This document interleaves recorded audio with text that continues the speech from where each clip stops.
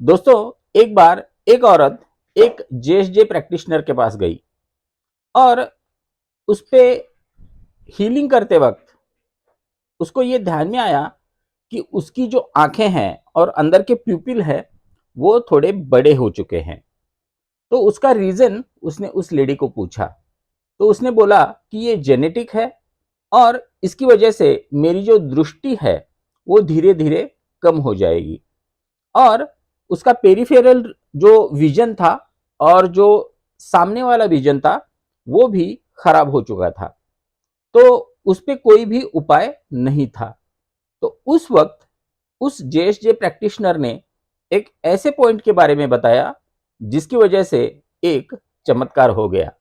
तो वो पॉइंट कौन सा था और किस चीज के लिए यूज होता है देखेंगे हम आज के एपिसोड में। आज का एपिसोड लास्ट तक जरूर देखिए, क्योंकि लास्ट वाली जो मेथड है वो आपके शरीर से जो भी नेगेटिव एनर्जी है वो पूरी तरीके से निकाल देती है। तो नमस्कार दोस्तों, क्वांटम माइंड के एपिसोड नंबर 79 में मैं डॉक्टर दयानंद उमोरे आप सबका स्वागत करता हूं। दोस्तों, आज हम ACL4, 5 एंड 6 के बारे में बात करने वाले हैं। लेकिन पिछले वीडियो के कमेंट्स में बहुत लोगों ने ये पूछा कि सर वो एग्जैक्ट लोकेशन कहाँ पे हैं वो दिखाइए। तो चलिए सबसे पहले उन 3 ACL के एग्जैक्ट लोकेशंस कहाँ पे हैं देखते हैं। तो दोस्तों, अभी हम बात करने वाले हैं ACL1 के बारे में, जिसे प्राइम मूवर बोला जाता है, जिसके एप्लीकेशन के बारे में आप पिछले वाला एपिसोड रेफर कर सकते हो। अभी मैं उसका लोकेशन दिखाने वाला हूं। प्राइम मूवर होता है अपने घुटने के अंदर, यहाँ ये घुटना है, उसके अंदर ये जो बल्जिंग पार्ट है जहाँ पे अपना थाई और शिन बोन ये एक जगह आते हैं, वहाँ जॉइंट पे ये 2 पॉइंट्स है। इनको अगर जंपल केबल करना है तो राइट हैंड का पाम या फिंगर्स इस पॉइंट को लगाने हैं और लेफ्ट हैंड के पाम्स या फिंगर्स इस पॉइंट को लगाने हैं और इस पोजीशन में बैठना है। आप जमीन पर बैठ सकते हो या आप कुर्सी पर बैठ सकते हो, जैसे भी आपको कंफर्टेबल लगे आप बैठ सकते हो, लेकिन इस स्टेट में आपको बैठना है। और इसके प्रोसीजर के लिए आप पिछला वाला एपिसोड रेफर कर सकते हो। दोस्तों, दूसरा जो ACL है जिसे विजडम पॉइंट बोला जाता है डिसीजन मेकिंग के लिए, तो वो होता है हमारे हिप के ऊपर जो यहाँ पे बोन्स खत्म होते हैं, तो उस बोन्स पे ये पॉइंट होता है। तो इसको जंपर केबल करने के लिए आपका राइट हैंड यहाँ पे और लेफ्ट हैंड यहाँ पे ऐसे आप रख सकते हो। यह है ACL2। डिसीज में एंटीबायोटिक की ज़रूरत होती है, तो उसके लिए हमें यहाँ पे एक पॉइंट है जहाँ पे हमारा शोल्डर ब्लेड स्टार्ट हो जाता है। हमारा नेक और शोल्डर जहाँ पे ये कनेक्टेड है वहाँ पे ये 2 पॉइंट्स हैं, इन्हें बोले जाते हैं एंटीबायोटिक पॉइंट। तो आप इनको जंपर केबल डायरेक्टली कर सकते हो या फिर राइट हैंड इस पॉइंट पे और लेफ्ट हैंड इस पॉइंट पे आप ऐसे लगा सकते हो। तो दोस्तों, अब हम बात करते हैं ACL4 के बारे में। ACL4 को विंडो पॉइंट बोला जाता है। विंडो पॉइंट मतलब ये पॉइंट कोई भी आई प्रॉब्लम के लिए, आंखों की प्रॉब्लम के लिए, आंखों की स्ट्रेन के लिए, या फिर आपके सर में फॉगीनेस है या फिर डलनेस आ चुका है, तो इसके लिए ये ACL यूज किया जाता है। तो ACL4 कहां पे है?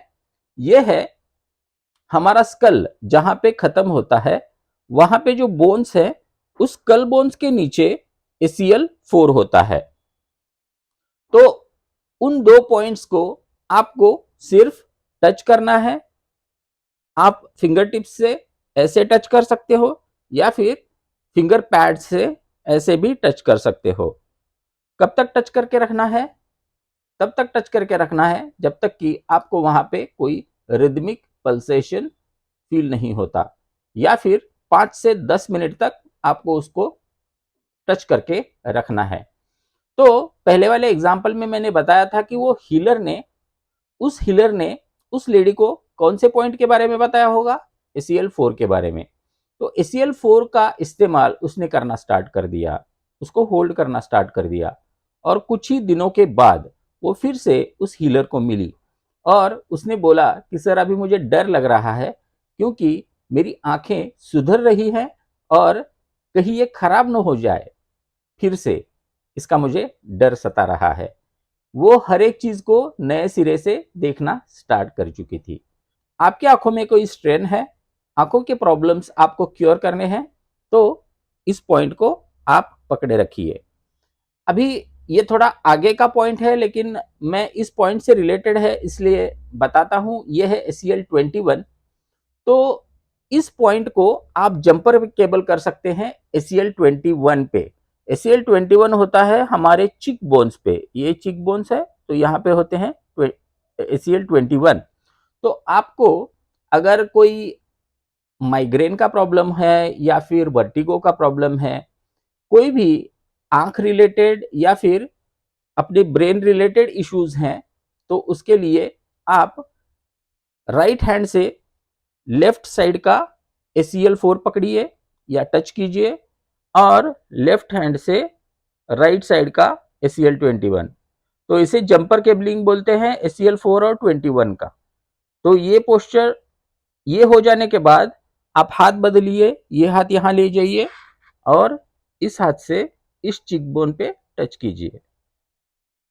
तो इससे आपको अगर कहीं चक्कर आ रहा है, वर्टिगो का प्रॉब्लम है या फिर ओवरऑल आपके आंखों का स्ट्रेन निकालना है, तो ये आप जरूर करके देखिए। उसके बाद आता है ACL5। ACL5 एग्जैक्टली कहां पे होता है? ये होता है हमारे पैर पे अंदर की तरफ, जो ये बोन है उसके नीचे ये पॉइंट होता है।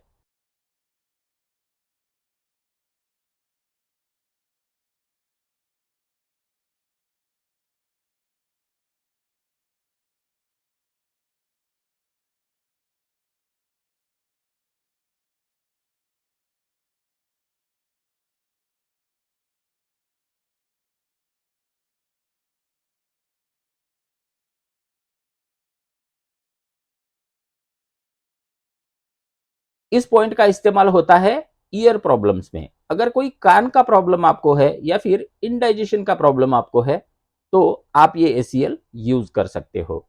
सबसे लास्ट में मेरा और एक फेवरेट पॉइंट है, जो है ACL6। ACL6 कहां पे होता है? ACL6 जो होता है वो हमारे पैर का जो कर्व है, वहां उस कर्व पे यहां पे होता है। वैसे ही इस पैर पे जो कर्व है यहां पे होता है, और हमारे पैर पे ये जो कर्वेचर है, उस कर्वेचर पे ACL6 होता है।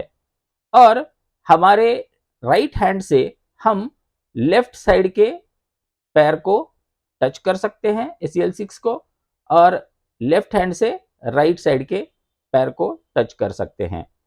और ये टच करना थोड़ा डिफिकल्ट हो जाता है, इसलिए मैं ये बोलता हूं कि जैसे सुबह उठने के बाद JSJ की एक प्रोसीजर है जिसके बारे में मैंने पहले वीडियो बनाया है, फिर से आपको बताऊंगा बाद में। लेकिन रात को सोते वक्त जो दिन भर आपके अंदर स्ट्रेस एक्यूमुलेट हुआ है, जो भी नेगेटिविटी आपके अंदर गई है, तो उसको अगर ग्राउंड करना हो तो ACL6 का आप इस्तेमाल कर सकते हो। और इस प्रोसेस को बोला जाता है पामिंग द सोल्स। अब इस हाथ से ये पूरे सोल को कवर कीजिए और इस हाथ से इस पूरे सोल को कवर कीजिए। तो हमारा लेफ्ट हैंड राइट हैंड के सोल को कवर करेगा और हमारा राइट हैंड लेफ्ट हैंड के सोल को कवर करेगा। इस पॉइंट को इक्विलिब्रियम पॉइंट भी बोला जाता है। ये हमारे शरीर की जो एनर्जी है उसको बैलेंस में रखता है। तो पामिंग द सोल्स मतलब क्या होता है?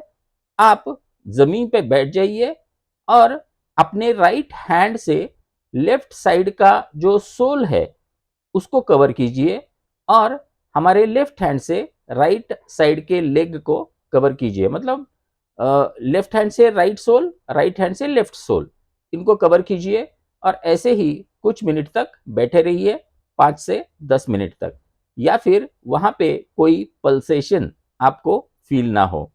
तो दोस्तों, इस मेथड की वजह से दिन भर जो आपके अंदर नेगेटिविटी आई है या फिर आपके अंदर जो एनर्जी इम्बैलेंस हुई है, तो वो एनर्जी बैलेंस होना स्टार्ट हो जाएगी। तो दोस्तों आज का वीडियो आपको कैसे लगा? अगर अच्छा लगा हो तो इसे ज़रूर लाइक कीजिए और कमेंट में आपके जो भी क्वेश्चंस हैं वो आप पूछ सकते हो। और मैं आज लाइव आया था, वैसे ही मैं हर संडे लाइव आने की कोशिश करूँगा सुबह 10 बजे या फिर बहुत लोगों ने बोला कि 12 बजे। आपको कौन-सा टाइम सही लगता है? कमेंट में ज़रूर लिखिए कि आपको संडे का कौन-सा टाइम कन्वीनिएंट है, तब हम ऑनलाइन मिलेंगे। तो बहुत लोगों ने मुझसे अपॉइंटमेंट भी माँगी, तो अपॉइंटमेंट के लिए भी मैं कुछ ही दिनों में लिंक ओपन कर रहा हूँ। पहले ये अपॉइंटमेंट्स मैं ख़त्म कर लूँ जो अभी पाइपलाइन में है, तो उसके लिए आप वीडियो का डिस्क्रिप्शन ज़रूर चेक करते रहिए। तो दोस्तों आज के लिए इतना ही। अगर ये वीडियो अच्छा लगा हो तो अपने दोस्तों के साथ ज़रूर शेयर कीजिए और अपना प्यार ऐसे ही बनाए रखिए। धन्यवाद।